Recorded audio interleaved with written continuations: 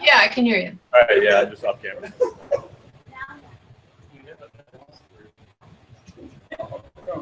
All right, thanks for coming, everybody. It's a little after 7. We like to give the stragglers time to come in with the parking lot. We're going through the trouble of making it down here. We know it's downtown Milwaukee, and some nights it's a little bit tough, so we appreciate the effort. This is our Tuesday night discussion group. We are Mythicists Milwaukee, and we run the meetup page that most of you found this on, Milwaukee Atheists, Skeptics, and Humanists. This is foremost a safe place. You have a question? Oh, all right. All right, that's good. Interrupt me anytime if you do. But we meet here every Tuesday or every other Tuesday to do a secular discussion group. It's not always about just topics. Sometimes it's general topics that affect everybody's lives and is of general interest in the community. We're debuting a new idea tonight, which is having a speaker come to us remotely. And we have Karen Garst from the Pacific Northwest. She's fabulous. She was on the podcast, which Brian and myself host. Thank you, Sean. I'm going to get to her introduction a little bit more in a minute. She's patiently waiting online for us. There'll be a little bit of a delay, but she's got a great presentation. We've heard her talk before, and she's familiar with the missing goddess, the feminine, which has been lost in religious history and mythological history. And this has been a topic which we've had other authors and speakers on as well. So very germane to what we do and very, very interesting. So I know everybody will give her your full attention. I want to talk a little bit about our other endeavors, all of which cost money, and we need everybody's support. We're really happy that this Tuesday night thing has turned into 20 people all of a sudden. We started at 5, 6, 7 of us, and now there's a nice crowd every other week. So we appreciate that. It does cost a little money to rent this space, which is here for everyone to enjoy as though we're your living room. There's some newcomers tonight and some people who've only been here a couple of times. Please avail yourselves at any moment of the facilities in the back. You might not know through the back door here there are restrooms, male and female. Get up anytime. Don't feel like you need to raise your hand. We're all adults here. There's snacks over here. There's a little bit of a plate if you use the cookies or the chips or the soda. There's coffee back there. If you have a buck or two to contribute, please do. Go to mythicistmilwaukee.com. Find out all of the extraordinary measures that we're taking to improve the lives of secular people and to bring you the exciting programs and topics that we've been able to do. The debate series has been a fabulous success. We only just got started. Go ahead.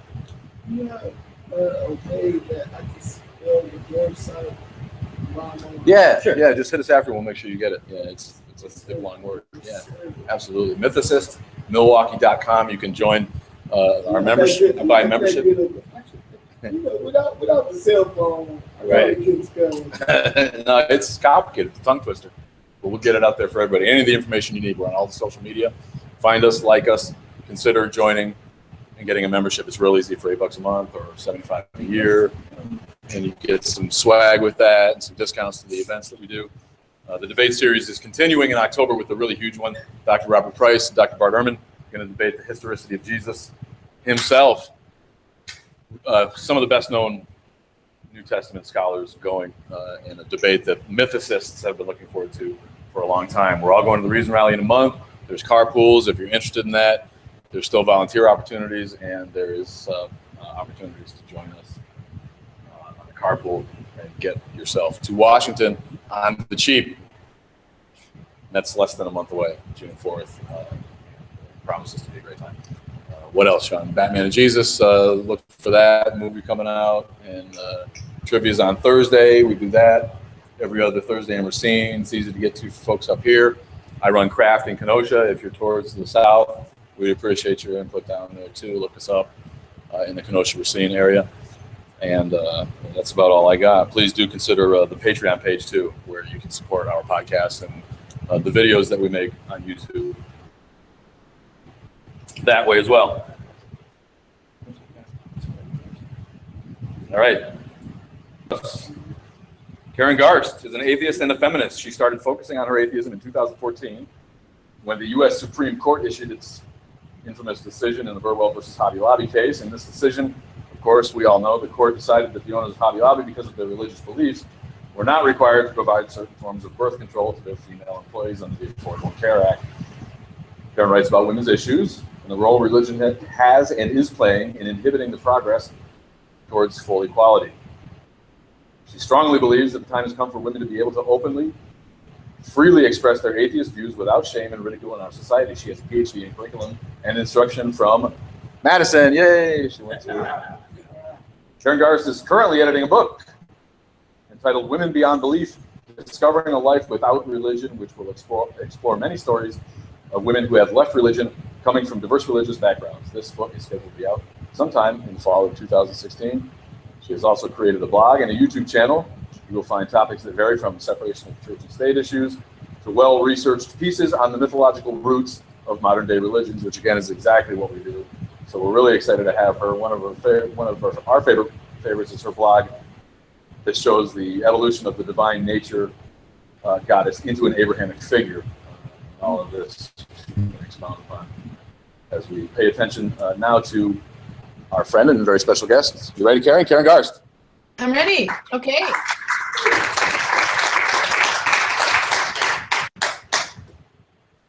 Well, I've never done this remotely before, so it's going to be interesting, especially when I can't see you anymore. I was raised Lutheran in Bismarck, North Dakota, not too far away, and went to Concordia College in Moorhead, Minnesota. And I thought it was really interesting. My first course on Religion 101, they talked about the different oral strains of the Old Testament. The E for Elohim, the J for Yahweh. And I said, what? There's different oral strains? Hadn't even heard about that. They talked about the exile in Babylonia as a real historical event. So I guess that started my interest. After leaving Concordia and coming to Madison, Wisconsin, my religiosity waned quite a bit. It was the 70s, what can I say? But I did get married in a church, and then my husband, who was a lapsed Catholic, and I kind of drifted away. So I guess I would say I was an atheist for a couple of decades. Bishop John Shelby Spong's book, Myth, Resurrection, or Reality, was my final thing that I let go of. So after Burwell versus Hobby Lobby was issued, a couple days later, I was having lunch with a friend of mine who's an author, and she said, you should write a book. I said, I should write a book. The only thing I can get enthusiastic about is atheism. So I decided to write a book about atheism. And I got 22 women together. They're from different countries. They're from different backgrounds, different 19 to 70, different ages. And they each wrote their personal story of how they went either from a specific religion to becoming an atheist, agnostic, etc. And I will mention that book title a couple of times as we go through. So I'm going to switch here to the slides so you'll get to see them.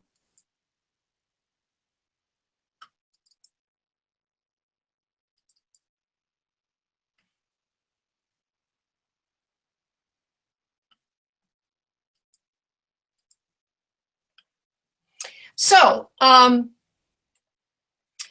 thesis here is From Goddess to God, expunging the feminine from the divine. And here's my shameless promotion of my book, Women Beyond Belief, Discovering Life Without Religion. You can actually pre-order it now on Amazon. And then my blog, I took the word faithless feminist and kind of has exploited it. Nobody else was using that. So that is what I've used, and feel free to connect with me. I've got an email. I'd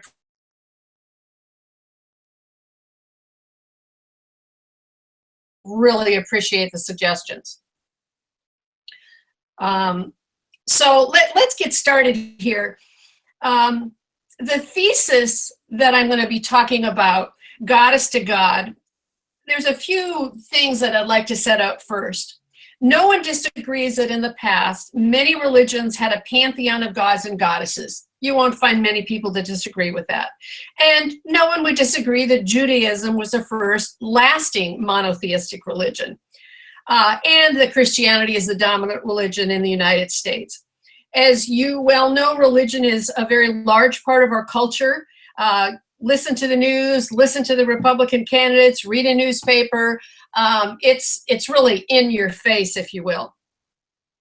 So I would like to explore tonight, what impact this Judeo-Christian tradition has had on women today. I'm going to look at various interpretations of the goddess throughout history and the cultural memes that are associated with her. Then I'll talk briefly about how the Israelites came to Canaan and their battle to impose a single male deity and the cultural memes associated with the deity and how those memes differ from the memes that were prevalent with the goddess. In closing, I'm going to briefly look at the importance of religion that's had on the United States and women's rights in relation to less religious countries. So let's start out with the role of culture. Kiel and Ulinger, who wrote Gods, Goddesses, and Images of God in Ancient Israel, said, humans need a cultural system in order to endure. Because such a system is necessary, and because it compensates for a deficit in natural instinct, individuals and societies regard their own specific system as natural and virtually necessary. Religion has been one very strong component of culture for thousands of years. Until the United States was formed, religion was the same as government and the same as power in any society in which it existed. Karen? Yes. Just real quick, the slides, we're still on the first slide, the PhD slide. I know. That's okay. where it's supposed to be. Just wanted to make sure. All right. Yeah, Excellent. that's fine. Okay, perfect. I had put another one in to do this introduction and somehow it disappeared on my computer. Okay, so my claim is that religion is the last cultural barrier to gender equality. So, about 100,000 years ago, we developed language. This is my hypothesis of what the first words might be. You, me, hide. And that language really had an important impact on culture because instead of showing somebody how to do something, they could tell somebody how to do it. They could say, here was the best place to hunt. Here was the best place to gather grapes. And they could say, grandmother gathered grapes here. So language, as I said, about 100,000 years ago, has had and still does, obviously, a huge impact on how culture is transmitted. Next, we have music, which developed about 55,000 years ago in Africa.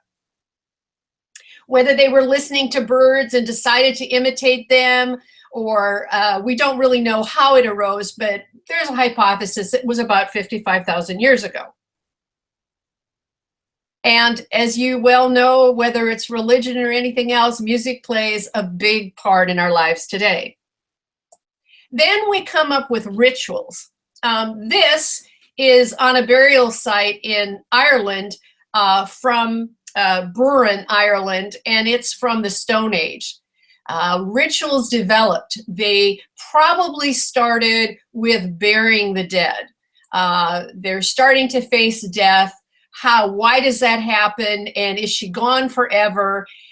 So probably that may have been one of the first rituals. It is interesting that they now hypothesize that Neanderthal buried their dead on purpose because they have found skulls with paint on them, bodies with ochre paint on them that were clearly Neanderthal. So it goes back a long ways. And then art developed. These are from Lascaux, and this is about 30,000 years ago. These paintings are really fascinating. I have been to the imitation of Lascaux. You can't get in the real one anymore, but they're way in the back of the cave. So this is where the shaman went with the boys and the men to talk about hunting. And these paintings have been painted over hundreds of times. So there must have been part of that ritual and instruction where they repainted these shapes. And I just read the other day that there is some perspective in these paintings that was not present until the Middle Ages again. It was lost and then rediscovered. And then finally, writing. This is a Kish tablet from Sumer from 3500 BC, and you see a kind of a pictorial form of writing. This is believed to be one of the earliest forms of written language. So all of these things together make up culture. Culture is reproduced through these mediums. And as we examine religion, it uses all of these as well.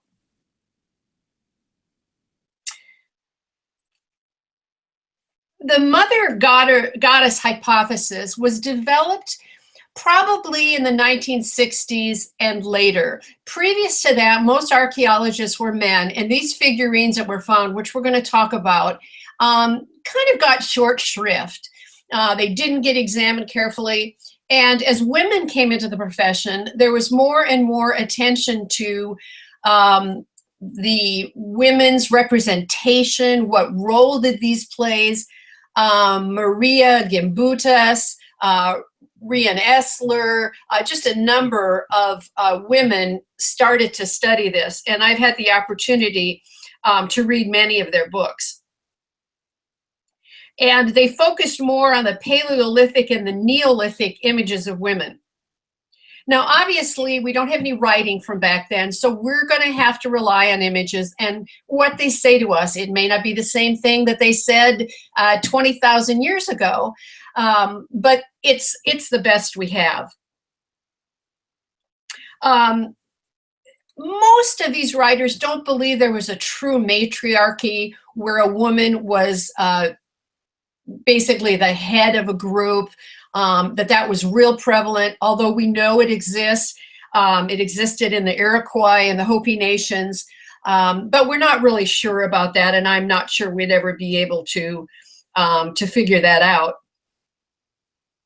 But whatever she represented, whether alone or later on, as we talk about in concert with male deities, she became suppressed when monotheism was fully embraced. So this is the first slide we have. This is the Venus of Lespugne in France. And as you can see, often on these figurines, there's an exaggerated breast, exaggerated buttocks. And what were they for? This carving, as you can see by the quality of it, took a long time to do. I don't think it was a toy. I think that, as with these other authors and archaeologists, that there was some reverence for the woman here. Was it because she gave birth and how important children were to the tribe? Was it something she held in childbirth as she went through this? These figurines are not found in the back of the cave like the paintings. They're found where the hearth is, at the front of the cave where people lived. So they were a part of some ritual that happened when the group was together in the front of the cave. There was one find regarding Cro-Magnon where they were a whole bunch of them together in a kind of a separate area, and there was a hypothesis it was at a birthing room. Were they used for that? Somebody got a hold of it when they were giving birth, seeing as they didn't have epidurals at the time. They could have had a cultic use. Maybe they later on we'll see ones that were clearly used in a ritual, a veneration. They could have emphasized fertility. So some of these are like this and pregnant, looking pregnant. Some aren't. Some are old, some are young, but the predominant number of these are of women, not men. And I think that tells us something. Now, this is another one from about the same period. And again, looks like she could be pregnant. You see the horn there with the 13 slashes. And these 13 slashes, they knew back then that these were how many cycles were in a year based on a lunar calendar. And I just imagine what it was like for them to discover that women's menstrual cycles coincided with the lunar cycles. That must have been really amazing. Like, well, why does that happen? How is it? And that may be also related to this veneration of the woman. She is so tied to nature. She mimics the cycles. She must be really important. And I think as we go and talk about the male deity, One of the reasons we've lost our connection to nature is because we've lost our connection to the goddess.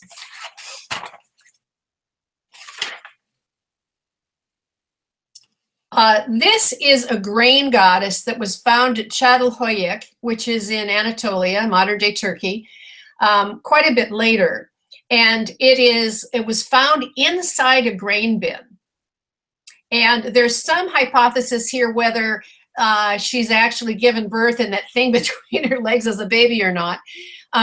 She has 2 lions at her side. She looks like she has a little crown. She's definitely in charge of something. And I think I read that she is on 2 skulls. Her feet rest on 2 skulls, which I found fascinating as well. And the grain goddess story continues all the way up through Christianity. I did a blog post about how Christianity adopted a story about the pagan grain goddess. And that's how culture works. They take something, they use it, they modify it, they go forward, but there's always little something in there from the past.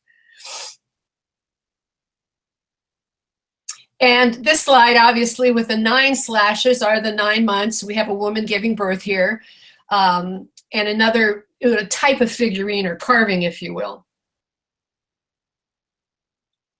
Now, what's interesting about this from Crete, it's difficult to see, but those slashes indicate the symbolism of a snake. And a snake was associated with the goddess for a very long time. And that snake image is going to continue through as we continue with this presentation. This is one of the earliest representations of the goddess and the snake. This is a Sumerian seal from Iraq. We already see here, we've got the male and female, and I'll talk a little more about how the pantheon of gods came out, but I wanted to put this here because I wanted to show the snake and I wanted to show the tree. And if you remember your Genesis story, these play an important role, and we'll talk about that a little later as well. This is my absolute favorite. Tell me this woman isn't in charge. I mean, she reeks authority. And I love I don't know whether it's a cat on top of her head or what that is, but she's holding her hands up. She's got snakes. She's got 7 layers to her skirt, which is the sun and moon and the 5 known planets. This is just symbolic and showing what role the woman played. And it is interesting that in Crete, in the Minoan culture, the goddess tradition lasted the longest. And when the Minoans occupied Crete, there were no fortifications. They were a trading people. They had no walls. I don't believe they had a lot of warfare. But of course, when the Mycenaeans came, they lost out. But there's quite a bit evidence in Crete about goddess worship. This is a mural that remained on a wall from this time period. And again, the woman is sitting up. People are bringing something to her. I read the other day, talked about all of these murals. There's a lot of makeup. And you don't put on makeup on somebody that isn't important. That's not everybody goes around every day with makeup in 1600 BCE. So it does show her importance. Continuing forward, this is the branch goddess. Again, we have that symbolism of a tree, symbolism of nature, and these were found in Canaan. And we're going to see the presence of the goddess in Canaan at the time that the Israelites come into Canaan. And there's really no dispute that at this particular point in time, the people in Canaan worship Baal, they worshiped El, Anat, and Asherah. And Asherah is one of the goddesses. These are clay pillars. I saw these when I was in London a year ago, and they're only about 3 inches tall. And they're found in Israel, and they're in areas where you think might be some form of ritual. They're on a little altar, and they have found these throughout the country. Again, these were present for a long time, even after those people that we call Israelites came into this particular area. And they're found mostly in homes, so some kind of piety, some kind of blessing, something like that.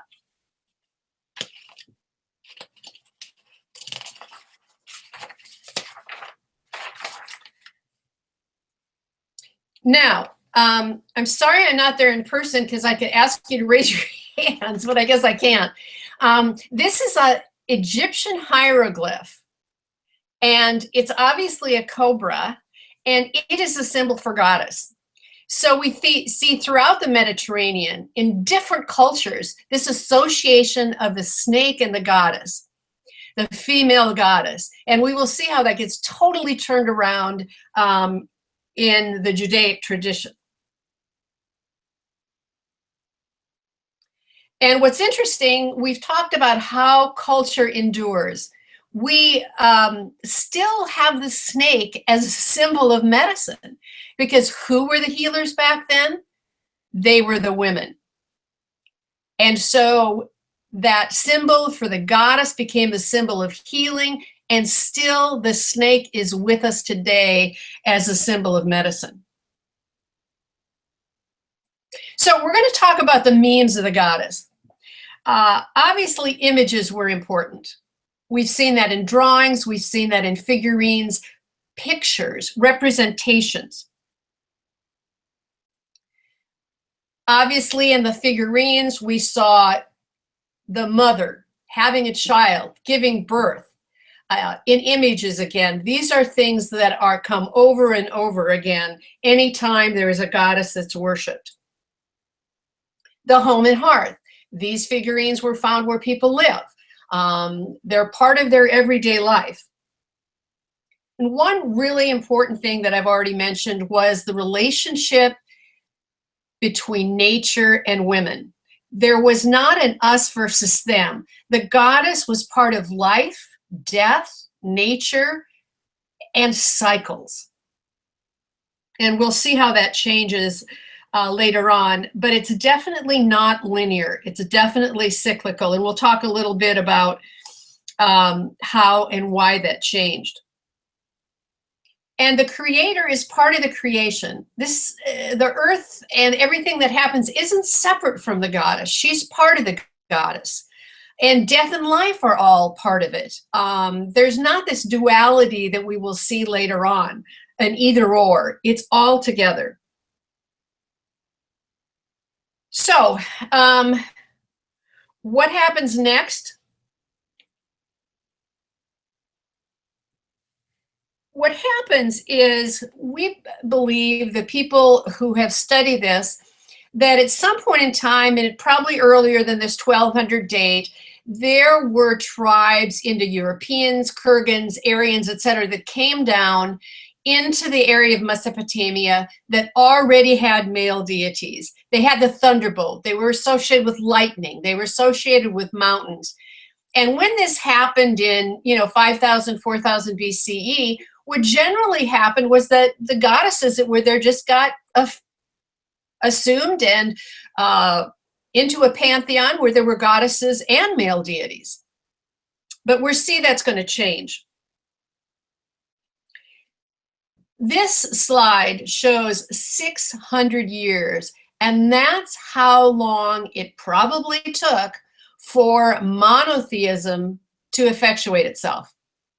That if we think the Abrahamic faiths started with the Israelites coming into Canaan, and we're not sure how they got there. Most people don't believe in the Exodus, that there weren't large numbers of future Israelites in Egypt. They certainly went down there in times of drought. There is some thought that they came from the south and came north, and then some that they were in the cities on the coast in Canaan, and when the sea peoples and other people came and it was disruptive and dangerous, they moved up into the highlands. So there's a variety of theories about how they got there in the first place, but around 1200 BCE. So it took 600 years to fully say that this religion was monotheistic. Cultures replace themselves, but they replace themselves gradually. I'd like to read to you one of the references from the Bible against pagan gods. So we know they were there because they kept on railing against them. Then all the men who knew that their wives were burning incense to other gods, along with all the women who were present, a large assembly, and all the people living in Lower and Upper Egypt said to Jeremiah, "We will not listen to the message you have spoken to us in the name of the Lord. We will certainly do everything we said we would. We will burn incense to the Queen of Heaven, and will pour out drink offerings to her, just as we and our fathers, our kings and our officials did in the towns of Judah and in the streets of Jerusalem. At that time we had plenty of food and were well off and suffered no harm. But ever since we stopped burning incense to the Queen of Heaven and pouring out drink offerings to her, we have had nothing and have been perishing by sword and famine." So obviously this is an up and a down as we go through the Bible. There were two kingdoms originally in Israel, the kingdom of Israel in the north and the kingdom of Judah in the south. And in 722 BC, the Assyrians invaded the kingdom of Israel and took out many of those people away, and they were eventually assimilated into other cultures. They call them the 10 lost tribes. And there were places, even after that, where the Bible talks about going up there to destroy some altar or something else that existed. I think it's fair to say they were less monotheistic than the kingdom of Judah in the south. So these, again, I want to say 600 years because I want to show how many references there are in the Bible to efforts to get rid of the goddess. There are figurines of naked goddesses, offering stands. They're found throughout both of these kingdoms. Manasseh, who was king of Judah in the 7th century BCE, the Bible says that he put Asherah cult objects in the temple in Jerusalem. So even in the kingdom of Judah, after the fall of the northern kingdom, and a king of the kingdom of Judah brought back the goddess and put her in the temple. So they were having a tough time rooting out the goddess. The southern kingdom was still destroying high places in Bethel with the reforms of King Josiah around 600 BCE. And then there was an exile in Babylon in 586 BCE. And I referred to that earlier as learning that in my Concordia Religion 101 class, that there actually was an exile in Babylon. And most scholars believe that is where the first 5 books of the Bible were finalized. And here, I'm going to talk a little later about why that's important, but I can't help but putting this slide in. This is from a potsherd. It was at a kind of caravanserai where people came and went, and this was painted on this large pottery, and the saying that's written there says Yahweh and his Asherah.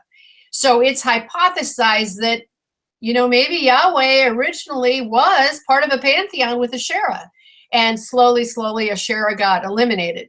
And I will say that the little thing hanging from the second one is not in the original. I should probably redo that, but this is the image that I got off the internet. Okay, let's go back to this exile in Babylonia. What is the myth that they hear about? Now, they're really troubled. They have this god that they've been worshiping and giving sacrifices to, but they lose. They get invaded, and they carry off the scribes and the rulers and those type of people. The farmers, etc., were left behind. They didn't go into exile. And they're spending quite a bit of time there going, what did we do wrong? And they're listening to all of these myths. And there's a crucial myth in Babylon that talks about Marduk. Marduk is on the right. He is one of the male gods. And what he does, he goes to the rest of the male gods and said, hey, look, guys, if you make me top dog and top king and top god, I will get rid of Tiamet. And Tiamet is a symbol on the left, is the female goddess, and she's the goddess of the sea. So Marduk becomes omnipotent by defeating her. And certainly this gets incorporated into the stories in the Bible. There's a reference to a Leviathan and Rahab, monsters of the sea that almost exactly parallel this myth concerning Marduk. So once again, culture borrows, culture incorporates things, culture changes the story just a little bit. So as I said, Yahweh, just like Marduk, he gains dominion over the universe by killing Leviathan or Rahab, which are sea serpents, which are just like Tiamet. So once this monotheism gets established, how do they continue to demonize the feminine in the Old Testament? Well, you remember the story of Eve, and I was able to find this painting where we've got all the symbols. The goddess Asherah was worshipped in nature, and the word Asherah not only means this goddess, but it also is the word for tree or pole, because she was worshipped in nature with a tree or a pole. So what happens here? The Old Testament story of creation and sin incorporates this tree, and it incorporates a snake. We've got a little snake with a head over there. And of course, later on, more so in Christianity than in Judaism, Eve becomes the cause of original sin, the woman. And we eliminate her. And it's not enough just to eliminate the goddess. We have got to demonize the woman, and we do it primarily through the symbol of Eve. And later Christians such as St. Augustine develop this into the whole notion of original sin. And I think it's interesting to note that Yahweh doesn't have a mother and he doesn't have any children. So again, we're blotting out all of those things that were important in goddess worship.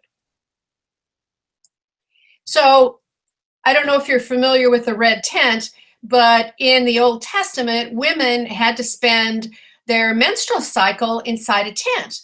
I was reading the book, The Red Tent, which is very interesting, and we had a small child at the time, and I told my husband the women went in the red tent for a week, and he said, oh, well, that's not a bad idea. I said they didn't take the kids with them, and he laughed. But here is something which was venerated as being attuned with nature that gets completely turned around.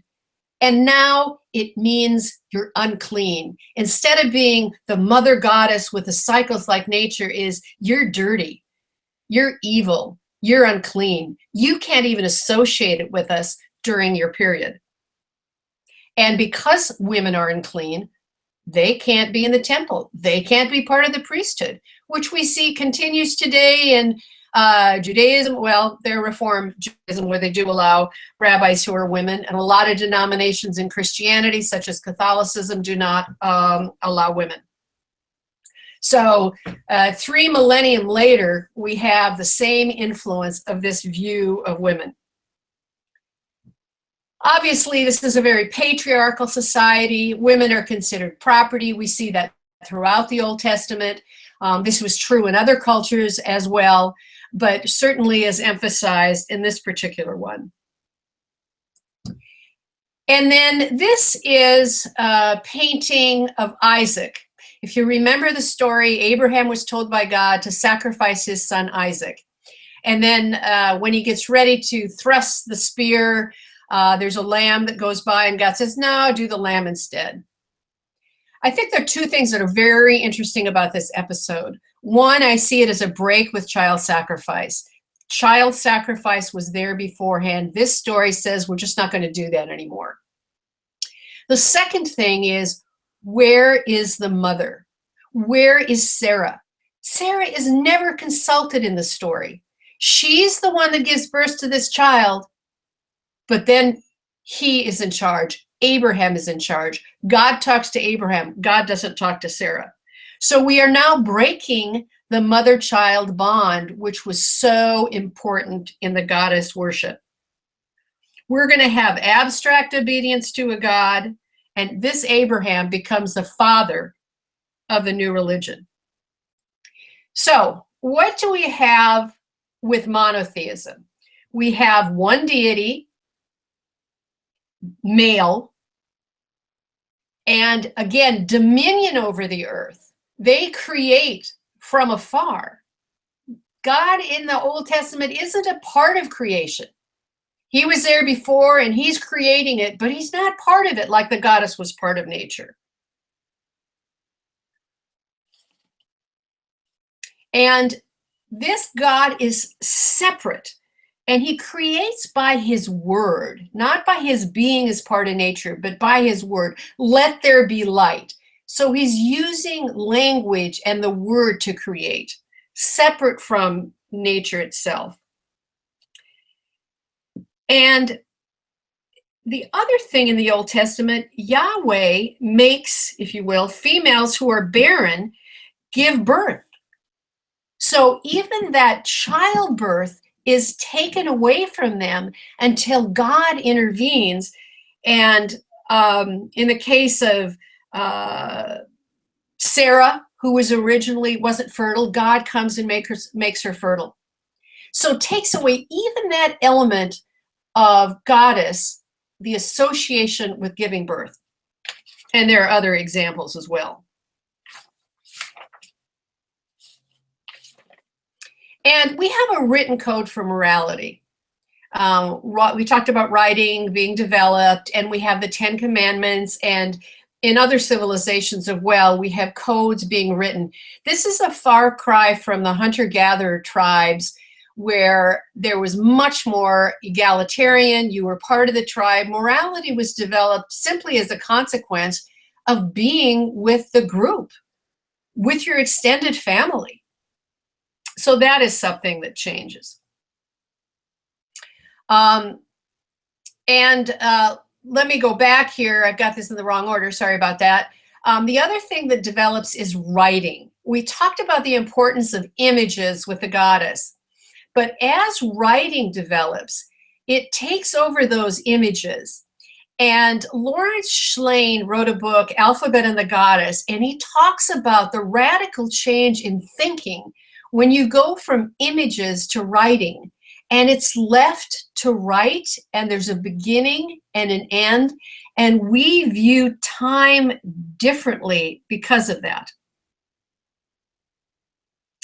And in terms of the images which are being replaced by this writing, you'll remember that the graven images were forbidden by the Second Commandment. Well, that was reversed by Pope Gregory in the 6th century, because they found out so many people were illiterate that they had to bring the images back to tell the story. So they basically issued an edict that said it's okay to have images. And then you saw paintings and artwork. Obviously, at that point in time, it was all controlled by the church. And you also have a contrast. We saw those figurines with a mother and a child. And what do we have with the church images? We have the mother and the dead son, like in the Pieta. Again, totally different. And I mentioned this notion of linear time. Everything was a cycle before. The years came, the moon cycles came, and everything was seen as continuing, but not with a beginning and an end necessarily. Whereas linear time, we see an end, we see a beginning. And then finally, that different notion of time allows us to posit this notion of a spiritual existence. And part of this is caused by the duality concept that comes in with the Persians and the Greeks. It's, right, wrong, evil, good, earth, heaven. But part of it is just a different notion of time and seeing that there's something beyond time in this heaven, which clearly wasn't there with the goddess. So we've talked about the memes of the goddess and how they contrast with monotheism and the memes of the god. What impact has that had today in 2016? Well, these are some really important numbers. I am writing a blog post for next week that talks about, I will stop using the word feminist when these numbers change. 187 countries out of 193 members of the United Nations have ratified the Convention on the Elimination of Discrimination Against Women. Guess who hasn't? You're right, it's us. President Jimmy Carter signed it, but it never got ratified by the Senate. So still to this day, we have not ratified this agreement. 52 represent the number of countries that have had, in the last 50 years, who have had women heads of state, including Sweden and Germany currently. Not yet in the United States. That may change in November. And if Hillary Clinton isn't elected, if she becomes the nominee, we'll have the exact opposite with Donald Trump, probably the most misogynistic president we could have. So that is something we haven't done. And as I was researching this a little more today, the country of San Marino, which is in the Italian peninsula, it's a separate state, has had 17 women who were heads of state. Just amazing. I decided to put that on my bucket list to go there. I want to be in a place that's elected 17 women heads of state. 188, that's the number of countries that have paid some form of paid maternity leave. You're right, we don't. Of those countries that are considered the most economically advanced, we're the only one that doesn't have this. Some have up to, I think it was Bulgaria, had up to 55 weeks of paid leave. And some of them, of course, have paternity leave as well as maternity leave. But under federal law, we do not. And then finally, 65. In terms of wage equality, when you compare across countries and you're comparing apples and apples and oranges, you can debate how they're comparing them, but they're comparing them the same, and we're 65th. So we have a long way to go. I think I'll still be able to call myself a feminist for some time to come, unfortunately. So finally, I want to say a call to action. And the fact that you're here this evening is certainly evidence of that. The first thing to make a difference is to declare that you're an atheist. Or if you can't quite get there, say agnostic or a humanist. We are having the first ever Atheist Festival in Portland, Oregon on May 26th. And we're going to have people come to the mic 2-3 minutes and say, why am I an atheist? We're doing it in a public square, downtown Portland, and we hope to do this every year. Second, invite other people to do the same. If somebody says, well, yeah, I kind of don't believe in God, but I don't know, I wouldn't call myself an atheist, move them to that point. My sister, before I began this project, said, well, I'm an agnostic. And after reading my blogs for about a year and talking to me, she said, okay, I'm an atheist.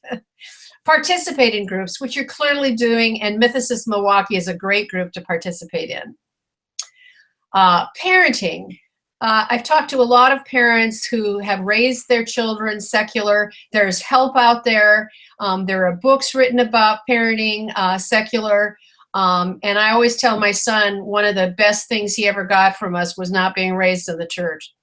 Contribute, whether it's your time, your skills, your money. It's very important to keep these organizations going. And finally, offer your support. And maybe you'll even consider buying my book. I do have at the end of this a bibliography, and I've given this slide presentation to Mythicist Milwaukee, and if you're interested in any of the books that I used to develop this, you can find them here. Okay, I think I have to do something. Are we okay? You can't see me. This is the fun part. Now you can hear us, actually. Yes, you can't see me though, right? No, not yet.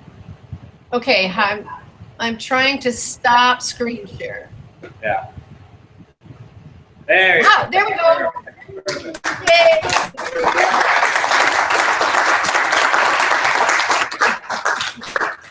Well, now we're open for questions. And it's so nice being able to see you. It's kind of hard to talk to your computer screen. So if we had any questions in the audience? John. And maybe I missed it in the presentation, but what do you attribute to the reason why cultures in the Middle East or wherever moved from culture including the goddesses as well as God to one just having male God? Did you hear that, Karen? I think what I heard is, why do you think we moved from a goddess to a pantheon to a single god? Correct. Is that fair? Yep. Okay, I think it all traces back to agriculture. Once we started farming, you know, initially with the hoe and then developed the mechanized plow, we stayed in one place. Civilizations developed and ownership of property became important. So this is my land. This is not your land. Therefore, I have to defend my land against you. So you see cities being fortified. You see militaries developing. So I really think the advent of property ownership. And then you see in early civilizations, you'll see a temple. And somebody has to be in charge of the temple. And it gets to be more men are in charge. Well, they're the ones that own the property. And little by little, you see the change. I do think the male deities were incorporated in the pantheon. I think there was less of a need to feel that there needed to be one over the other. But eventually, you know, that desire for power and control, we saw with the Babylonians and as many other culture, whether it was Egypt, etc. I mean, Egypt had women pharaohs, and they had women goddesses. But those civilizations eventually went to a male leader, more or less. I mean, there's certainly ones that didn't. And monotheism, I think, you know, it's kind of interesting because the culture that really developed it was Israel. And you go, why was that? Why did it happen in Babylon? Why was it repeated here? And it must be some issue of power and control and strength. I don't really know any more than that. Safe to say also, after the Israelites' exile, with the Persians supporting them after the exile, the influence of Zoroastrianism and the monotheistic religion that they had, did that have any influence on? I think it certainly did. And Zoroaster and the Persians, when Cyrus let them go back, again had this notion of duality as well. I think the whole philosophy of the Persians had a huge influence. In the last two slides, there's showing capitalism and atheism. I think you all get that. I can't hear that. Sure. I'll repeat it for you here. Oh, okay. There we go. Perfect. Your last two slides made a strong emphasis on atheism. You all get that. I'm wondering what, as an atheist, you think of the strong feminist movements within the established religions. What do I think? Say again. Well, maybe you should tell her. Yeah, Oh, she is the computer. Okay. Okay. Can you hear me? Can you hear me okay now? yes, I can hear you now. Okay, good. So the observation that your last two slides made a strong connection between feminism and atheism, and that we certainly understand that connection. I wonder what your opinion is of the strong feminist movements, say Christianity or the Roman Catholic side, the Protestant side, or Judaism, that are trying to understand God, in a non-gender way. Is there a way to kind of connect those types of feminine and view it as a common cause? Well, I would certainly say that the denominations that are trying to get women into positions of leadership, those are great. And, that's certainly a beginning, if you will. But I think that really, if women would leave churches, religion would be over. I have a 95-year-old mother-in-law who is in charge of one of the committees for funerals. I mean, women do all kinds of work in churches, and I think if women walked away, religion would be done. I know a lot of people who are Christians, who are women, who talk about, assuming a greater role, but how do you do that with the Bible? I guess you just skip all those passages. I was really, I think I grew up with stories and Noah, and, you learn the stories. I never read that stuff. But it's really, bad. So, if you want to move to some kind of spirituality, where you're coming together for community and you believe that there's some notion of goodness out there, I guess. But I think it's going to be real hard to do within Christianity, given the role. And we just stopped with Judaism.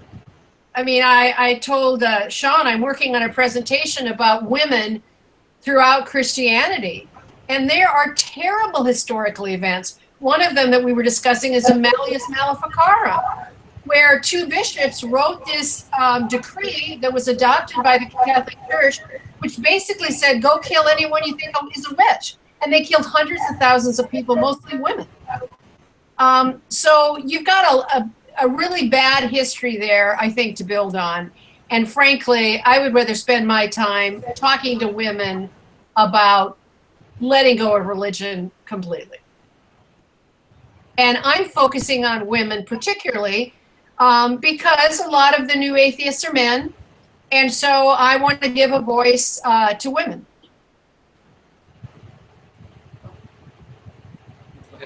Another question for you.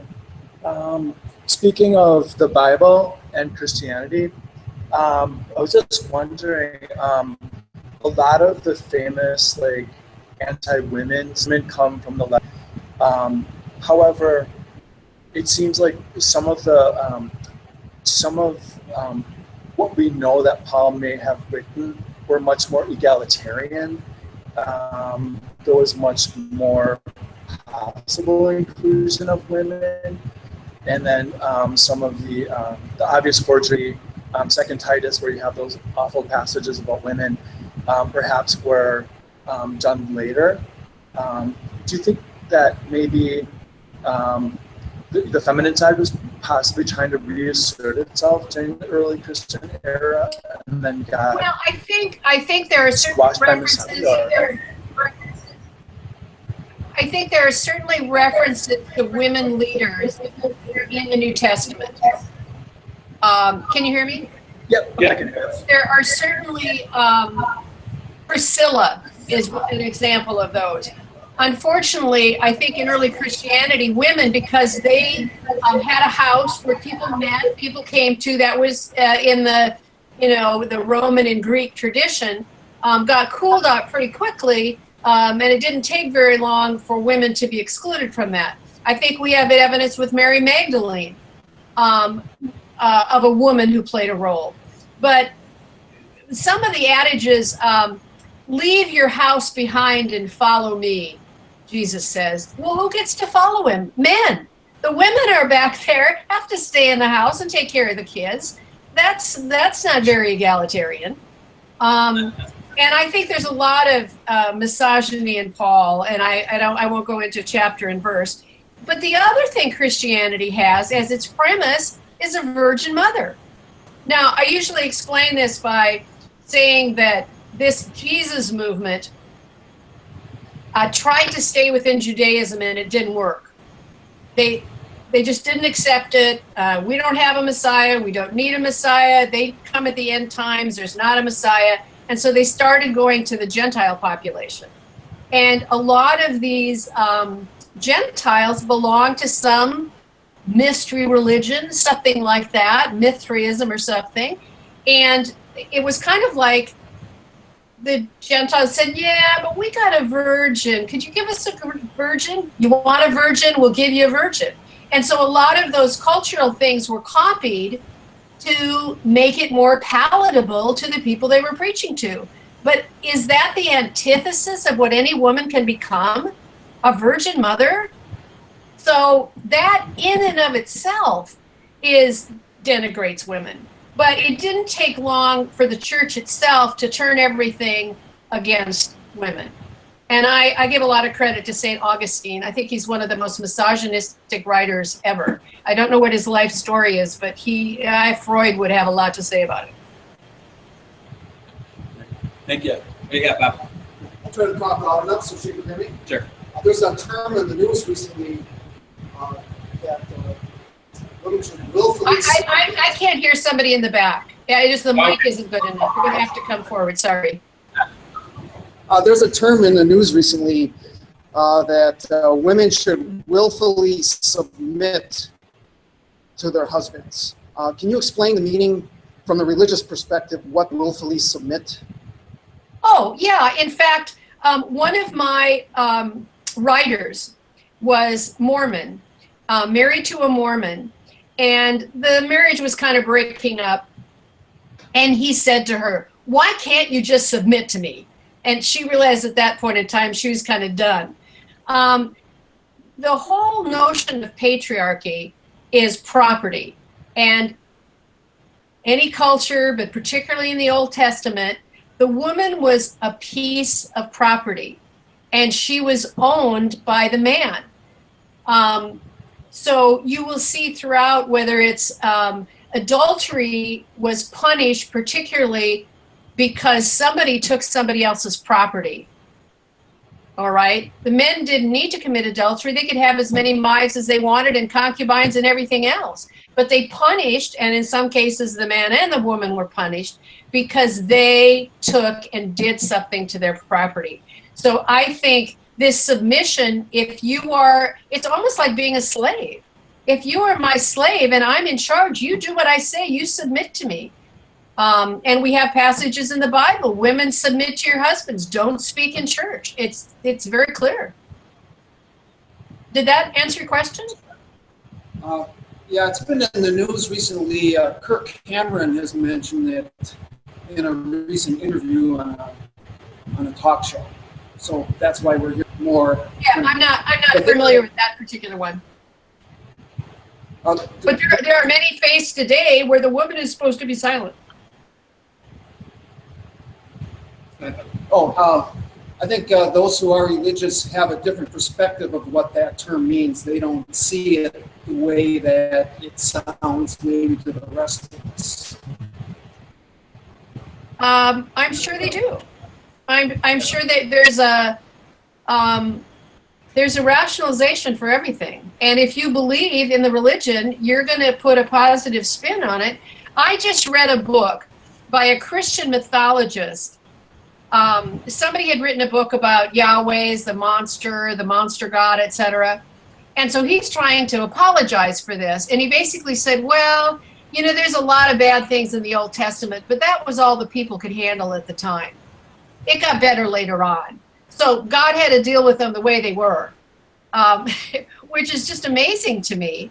But there is so much being talked about how awful the God of the Old Testament is. I mean, he says to Moses, go have your soldiers go rip out the babies from the pregnant women. I mean, it's pretty hard to rationalize that and give a positive spin to it. And this particular author says, well, that was just the way it was. Culture was that way, and you can't take people from who do that normally to be really good people fast. So I had to treat him and say that was okay. That means God has to pander to like the human culture at the time. It's not very omnipotent. It's not, yeah, it's not omnipotent. So, actually, I'm going to do a part two of what you asked, Bob. So I think what Bob was trying to get at was women. That's fair. It's like you're my face. That's what happened. You're my face. You're my voice. I think what Bob was trying to get at was fundamentalist households kind of know their place in it. And I mean, for as far as justification goes, they'll use verses of men. The man is the head of the household, but then they'll turn around and say, well, while man is the head of the household, the women are the men.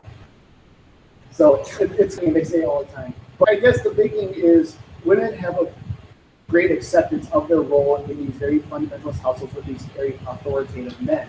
They're commanding what to do. They know when to be silent. But I guess how would you try to, I don't want to say convince, but how would you try to, when they already accept their supposed role? Well, one of the things that I feel happen, excuse me, happens a lot if you look at religion is children are manipulated. They're told this is truth. They're looking up to their parents. Shame, guilt, all of these other things are used. So by the time somebody is going to be 18 or 20 and has lived with that, it's hard to see something else. It's hard to let go of that. I think one of my authors said when she finally left a fundamentalist Christian religion, she was troubled for years and years and years and did a lot of writing to try to get herself out of it. And she wrote me the most amazing email the other day that she was at the beach and she finally wasn't troubled anymore. She felt good about herself. And it was just like this awe-inspiring moment for her that she had finally let go and felt that she had some value. Because she was told she wasn't just, it wasn't just Eve who was the cause of original sin. She as a woman was. And she'd been taught that her whole life. So I am sure that women who are raised in that type of culture find it normal to do that.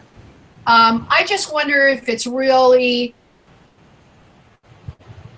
what they're willing, if they've never been exposed to anything this, if they had a choice, if they were taught something else, would they choose something else?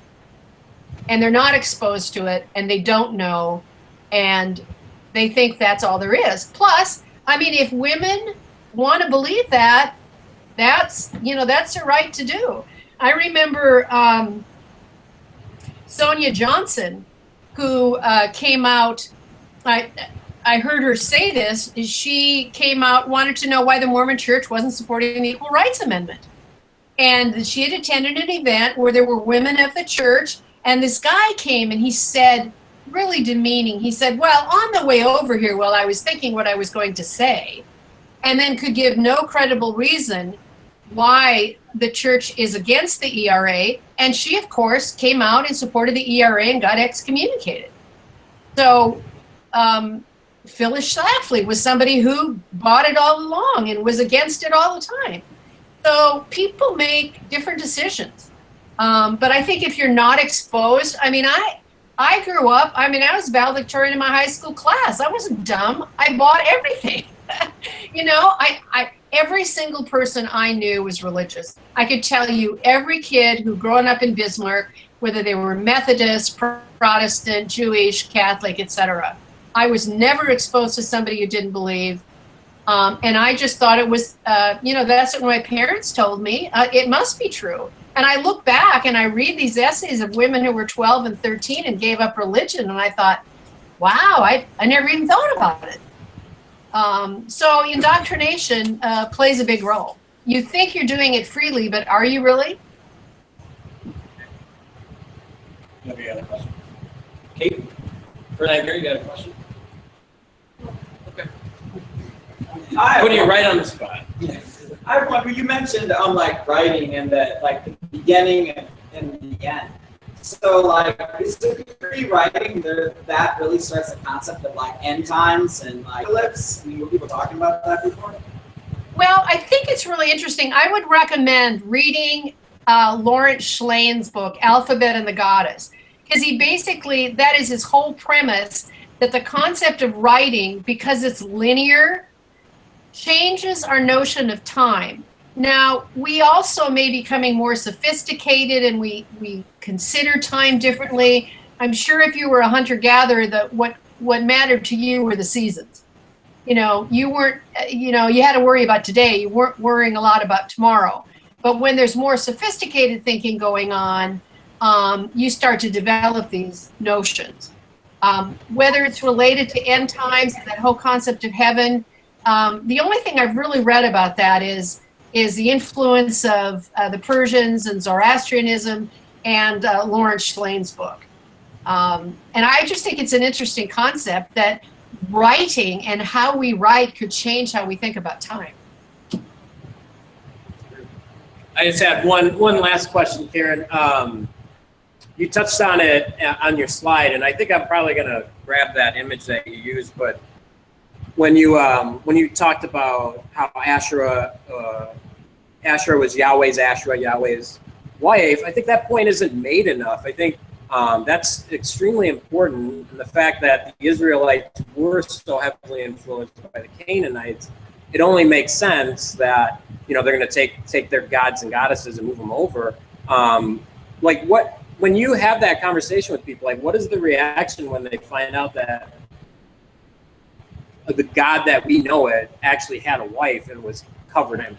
Well, there's a lot of dispute about this particular architectural piece, this potsherd, and what it really means and what it implies, and did somebody write it later? I think it's kind of hard to prove it. I just find it really, really interesting to hypothesize. Did he? I don't think there's a lot of evidence in the Bible for it. I think there's a lot of evidence that people continue to worship gods and goddesses for a very long period of time. Well, with that, Karen, thank you so much again.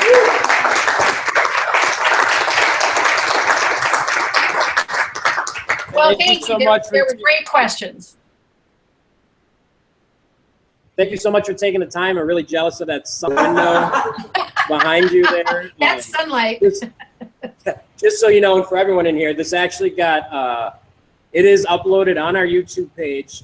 So as soon as we stop it, it's there. It's already there.